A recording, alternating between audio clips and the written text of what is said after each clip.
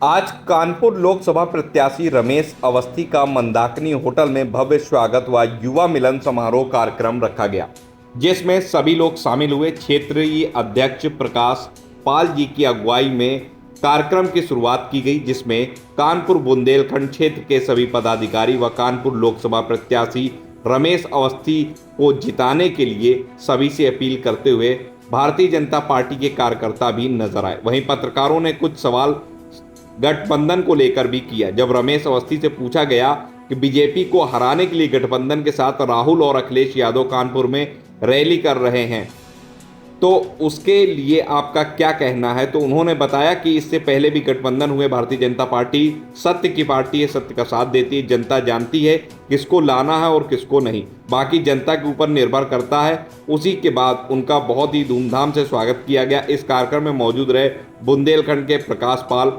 आलोक Mishra. Crime 7 news के लिए आले अली की रिपोर्ट। आलोक मिश्रा जी, आदरणीय बलवीर सिंह परिहार जी, आलोक पांडे जी, आदरणीय अरविंद शुक्ला जी, हमारे छावनी विधानसभा के पूर्व विधायक रघुनंदन सिंह भदौरिया जी, हमारे छावनी विधानसभा के प्रभारी आदरणीय सभी सम्मानित जन, आप सभी लोगों को प्रणाम करते हुए इस चुनाव के समय में हम लोग यहाँ पर एकत्रित हुए हैं और हम सभी के 5 विधानसभा सीटें आती, लेकिन छावनी विधानसभा, आर नगर और सीसामऊ में हम लोग संघर्ष की स्थिति में आ जाते हैं। लेकिन इस बार स्थितियां अलग हैं। इस बार विगत 10 वर्षों का कालखंड रहा। भारतीय जनता पार्टी के देश के प्रधानमंत्री आदरणीय मोदी जी ने इन 10 सालों में समाज के सभी का बेहतर करने का काम किया कि जो भारतीय जनता पार्टी ने विगत चुनाव में घोषणा पत्र में कहा था, उन सभी घोषणाओं को पूरा करने का काम किया। रमेश अवस्थी के समर्थन में कानपुर महानगर के विभिन्न महाविद्यालयों के पूर्व छात्र संघ पदाधिकारी, क्योंकि रमेश अवस्थी भी छात्र राजनीति में बहुत सक्रिय रहे हैं। कानपुर में एसडी कॉलेज में छात्र जीवन में, और इसके पहले जब वो फर्रुखाबाद में भी छात्र संघ के अध्यक्ष रहे, बद्री विशाल डिग्री कॉलेज। ये छात्र संघ के पदाधिकारी आपस में एक दूसरे से परिचित रहते हैं। यहाँ कानपुर में पढ़ाई के दौरान तमाम लोग छात्र राजनीति में पुराने परिचित हैं। इसलिए मोदी जी के नेतृत्व में जो विकसित भारत बनने जा रहा है, उसमें सभी छात्र नेता रमेश अवस्थी जी के समर्थन के लिए आज यहाँ पर जुटे हुए हैं। और ये सभी लोग, इनका सबका एक व्यापक संपर्क क्षेत्र है। ये कानपुर में छात्र राजनीति में सक्रिय रहे, पदाधिकारी रहे, तो कानपुर की हर गली में इनका परिचय रहा। छात्र नेताओं को ये सब अपील करेंगे कि रमेश अवस्थी को 13 मई को भारी संख्या मतदान करके विजयी बनाएं। 13 मई को चुनाव कानपुर में होने जा रहे हैं, जिसमें कि गठबंधन पूरी तरीके से जोर शोर से लगा हुआ है। इसके विषय में आपका क्या कहना है? गठबंधन तो ये 17 में भी था। एक्चुअली में हमारे प्रत्याशी जी का समय बहुत कम है, तो शॉर्ट में अपनी बाइट कंप्लीट है।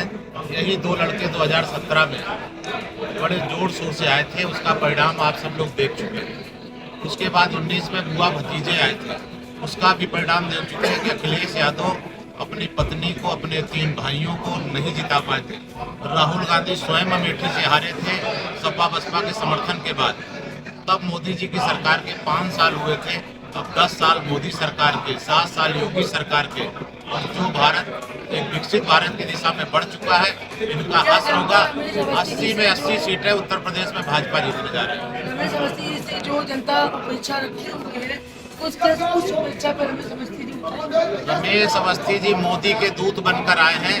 मोदी जी जो काम करते हैं उन सबको इनको करना है।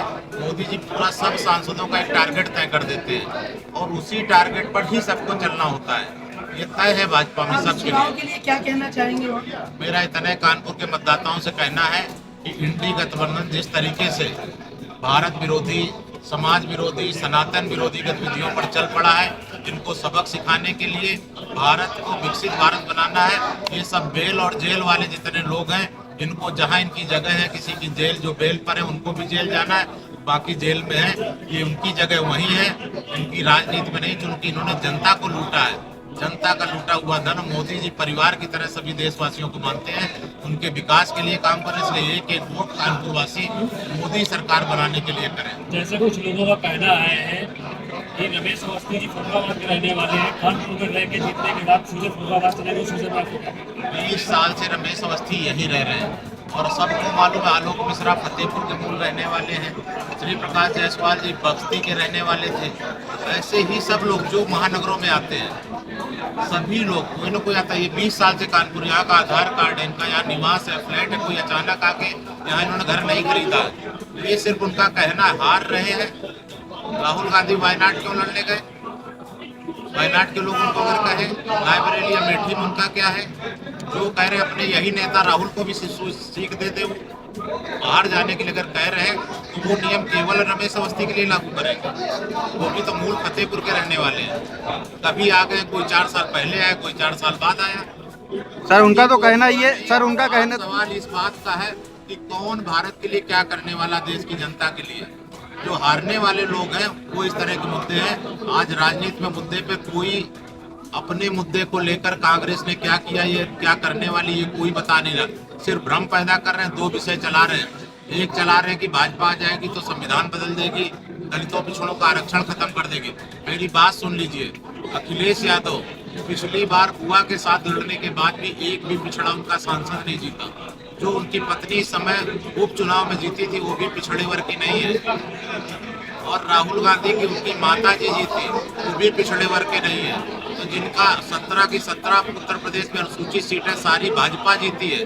सर उनका ये भी तो अनुसूचित सांसद नहीं, एक भी पिछड़ा सांसद नहीं।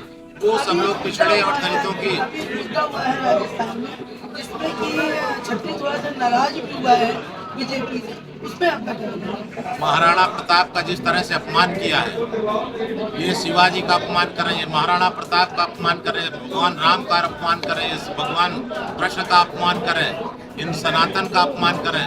महाराणा प्रताप अगर भारत में ना होते और शिवाजी ना होते तो शायद भारत में हिंदू का नामो निशान नहीं होता। और जिस तरह से अपमान किया है पूरा क्षत्रिय समाज पर समाजवादी इंडिया गठबंधन बालाजी ने जो टिप्पणी बोली थी महिलाओं के लिए, क्षत्रिय महिलाओं के लिए, इस पर आपका क्या कहना है? कोई नहीं, सब कुछ है। उनका जो बयान था उसका उनको खंडन कर दिया है कि उनकी बात को घुमा फिरा कर बताया गया था। उनका पूरा वो विषय खत्म है। अब ऐसा कोई विषय नहीं है रूपाला जी का। और उत्तर प्रदेश में जिस तरह से अभी मैनपुरी में हताशा से जिस तरह से महाराणा प्रताप की मूर्ति पर चढ़कर जूते पहनकर समाजवादी पार्टी के लोगों ने उद्दंडता सर एक आखिरी सवाल, किया। मतदान के बारे में क्या कहना चाहेंगे? मतदान के बारे में क्या कहना चाहेंगे? मैं ये कहूँगा कि मतदान अवश्य करें, चाहे भाजपा को करें, चाहे कमल को करें, चाहे मोदी को करें, चाहे योगी को करें, चाहे देश हित में करें, चाहे प्रदेश हित में करें, चाहे भगवान अयोध्या के लिए करें, चाहे काशी के लिए करें, चाहे सनातन के लिए करें, चाहे अपनी संतान के लिए करें, लेकिन मतदान अवश्य करें। योगी जी आप इसलिए क्या बोलना चाहेंगे? चलिए, ओके।